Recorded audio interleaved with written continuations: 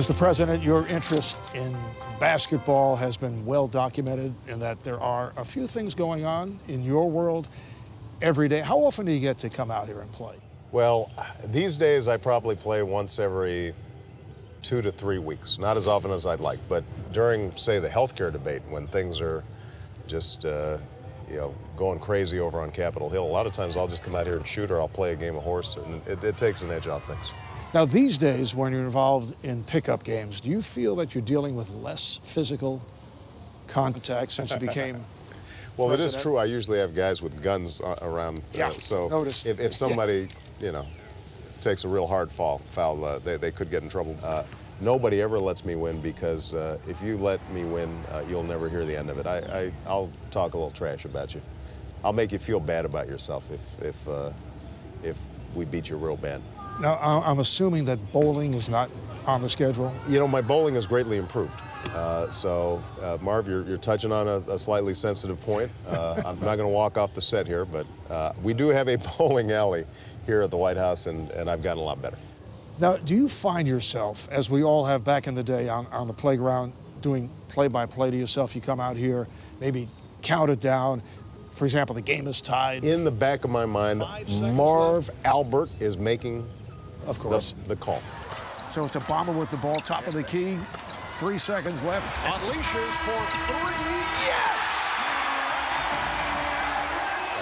I have your voice in my head as I'm shooting 3. That's sad.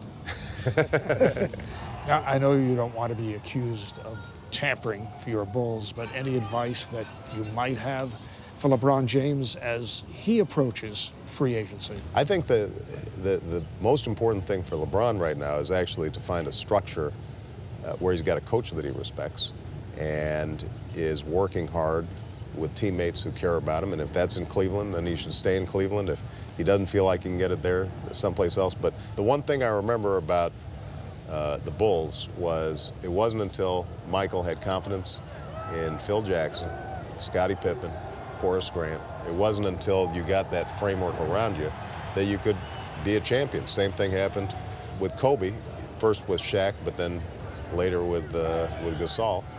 He's gotten that sense of a team around him, and I think LeBron hasn't quite been able to get that yet. That's what he needs to find. Could you, on behalf of the Bulls, throw in perhaps a night in the Lincoln bedroom or ride on Air Force One? Like I said, I don't want to meddle. I will say this. Rose, Noah, you've got... It's a pretty good crew. It's a pretty good core. Yeah. You could see LeBron fitting in pretty well. If you were NBA commissioner for a day, what changes would you make? I'll be honest with you. I think the game is in a good place right now. The way they're calling the game right now returns basketball to where it's supposed to be, more of a finesse game. The biggest change I'd probably propose right now is the commissioner needs to figure out how to price tickets so that ordinary people can go to the games. I mean, I think that ticket prices have gotten so high, and I understand that, if salaries are high, ticket prices are going to be high, but, you hate to think that the only person that can go to a game is somebody who's got a corporate account. And that's something that I'd love all professional sports, that's not just NBA, but all professional sports to be thinking about a little more. All right, the Phoenix Suns in the news recently wearing the Los Suns jerseys on Cinco de Mayo, and they took a stand opposing Arizona's immigration policy. How do you feel about sports franchises getting involved in political issues?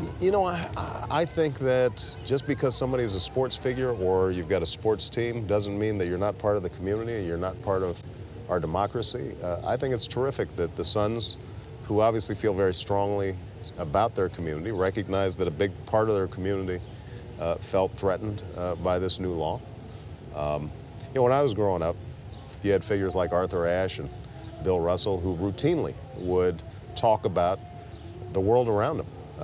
You wouldn't always agree with them, but that sense that people are engaged in the big issues of the day, I think is a positive thing, and I don't think that either players or franchises need to always steer away from controversy. I happen to personally think that the Arizona law is a bad idea. I've said so publicly, and I see no reason why these guys can't make the same make the same statement. Here in Washington, there's a great deal of excitement. Right. Wizards now in possession of the overall first-round pick. John Wall of Kentucky would be, I would guess, the early line favorite. What's your, I know you watch a lot of college basketball. What's your scouting report? Wall is a terrific player. I mean, that, you know, he's got a NBA speed, NBA body, great jump shot, unselfish, really impressive. You know, there's only upside for that kid, and I think it'd be great for him to come to Washington. I became very close to Abe Pollin, who was a great supporter, he and his wife. He just passed away recently, but there's an example of a guy who constantly gave back to his community. I mean, almost single-handedly, he invested in downtown Washington at a time when it was in really bad shape, and you know, generated huge affection in this city. And you know, it was wonderful to see his widow there getting that #1 pick, and you know, I only wish the best for that franchise. All right, what is the presidential pick for this season's NBA champions? Boston surprised me. They gelled in the playoffs in a way that they hadn't all through the season. Rondo's become one of the best point guards in the league in no time. I mean, and when he gets a real jump shot, he's going to be unstoppable. But I've got to go with the Lakers again. I think Gasol may be the best big man in the league right now. You know, he's different from Dwight Howard, but he's playing great footwork, unbelievable footwork, speed, savvy. He is playing magnificently. Kobe is, you know, the fiercest competitor in the league, and yeah, they've got what I've, you know, continue to believe is the best coach in the NBA right now, in Phil Jackson. So they're going to be. They're going to be formidable, and I think it'll be a tough series. You know, Boston's a veteran club, but the Lakers are looking pretty good. Mr. President, we appreciate your taking the time, and I really like your backyard. Listen, you are welcome, Marv, to call play-by-play in any pickup game that we have. I want you to let Kenny know and Charles know that I appreciate them, and I am curious about Charles's golf game, though. I want to see if that swing ever got fixed. A lot of people are curious about that. Charles is a great guy, great friend, but it's a scary golf swing.